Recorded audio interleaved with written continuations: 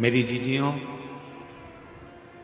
मेरे जीजाओं, मेरी बेटियों, बेटाओं, मेरी माताओं, मेरे बुजुर्ग माता पिता तुल्य आप सब विराजमान हो।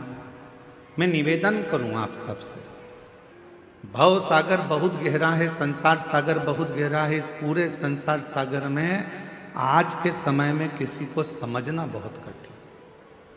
कुत्ते को देखकर समझ जाओगे कि कुत्ता काटने वाला है, बोलो सही है कि गलत है।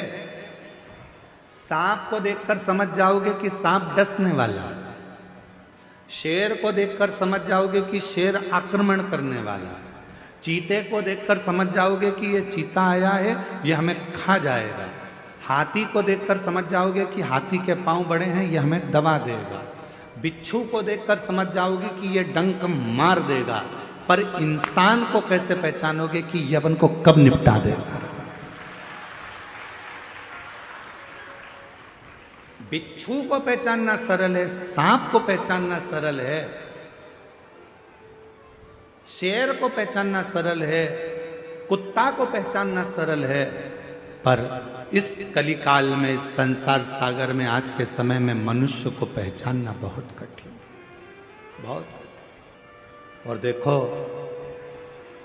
कुत्ता को रोज अगर अपन रोटी देंगे ना, तो कुत्ता भी दो महिला के पास में बैठ जाएगा, काटेगा नहीं।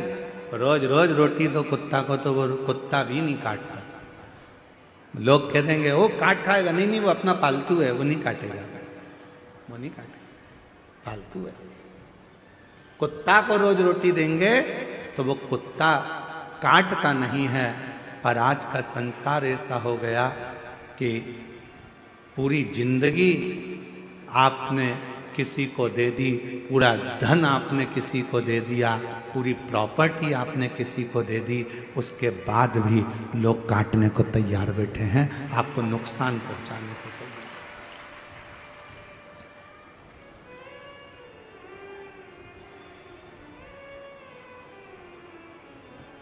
रे सो कोई नहीं रे,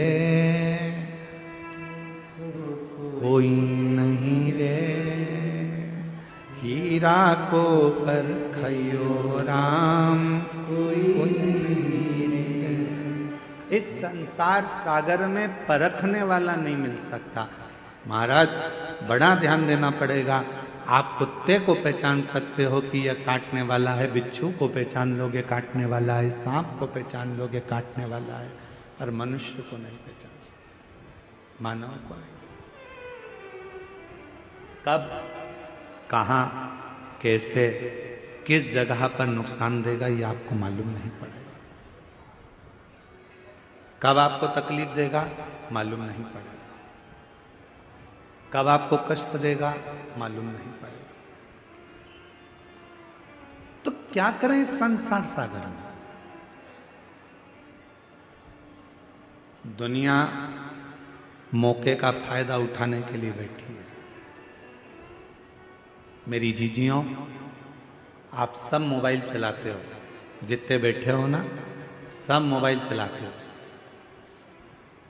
किसी की तारीफ हो रही होगी ना सोशल मीडिया पर, तो कोई उस पर कमेंट्स नहीं करेगा, कोई उस रील को आगे नहीं बढ़ाएगा।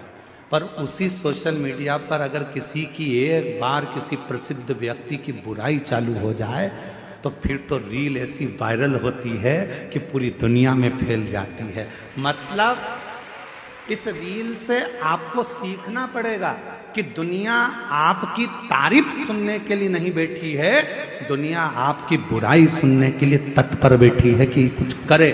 और हम कोई नहीं चाहता कि आप अच्छा काम करो, कोई नहीं चाहता कि आप किसी भी तरह से कोई श्रेष्ठ कर्म करें।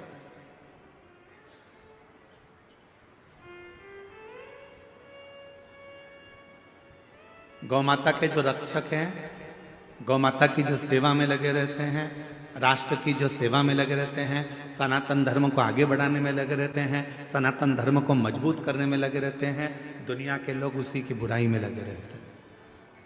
जितेंद्र जी, दुनिया की रीति है, आप तो इस क्षेत्र में रहते हैं तो आपको ज़्यादा मालूम होगा कि जो सनातन को आगे बढ़ा रहा है जो धर्मांतरण को रोक रहा है या किसी भी तरह से वो गौ माता की सेवा कर रहा है, तो दुनिया के लोग उसी के पीछे पकड़कर उसी की टांग खींचकर उसी को नीचे गिराने में लगे रहते हैं। ये रीत है।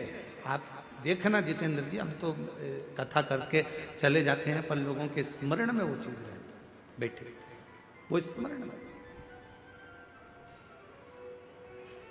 कोई अच्छी रील तुम्हारे सामने आएगी मोबाइल पर, किसी की तारीफ आ गई, उसने इतना अच्छा काम किया, कोई उस रील को आगे नहीं बढ़ाएगा। पर किसी बहुत प्रसिद्ध व्यक्ति की अगर कोई ने एक बार निंदा लिख दी, बुराई लिख दी, तो लोगों ने उस रील को वायरल करना प्रारंभ कर दिया। काकी जी देखो उनके बारे में क्या बोल रहे हैं, चाचा जी देखो वो महाराज के बारे में क्या बोला गया, काका जी देखो उनके बारे में क्या बोला गया। वो रील ऐसे वायरल होती है, ऐसे वायरल होती है। क्यों? क्योंकि दुनिया बैठी केवल तुम्हारी बुराई सुनने के लिए है, दुनिया बैठी केवल तुम में बुरा देखने के लिए है। पर शिव पुराण की कथा कहती है कि दुनिया के लोग कुछ भी कहें, शंकर भगवान को लोग शब्दों पर शब्द कहते रहे थे। ध्यान देना, भगवान देवताओं ने भी शिव जी को नहीं छोड़ा, खुद के ससुर ने भी शंकर भगवान को नहीं छोड़ा, दक्ष प्रजापति ने भी शंकर भगवान को अपशब्द पर अपशब्द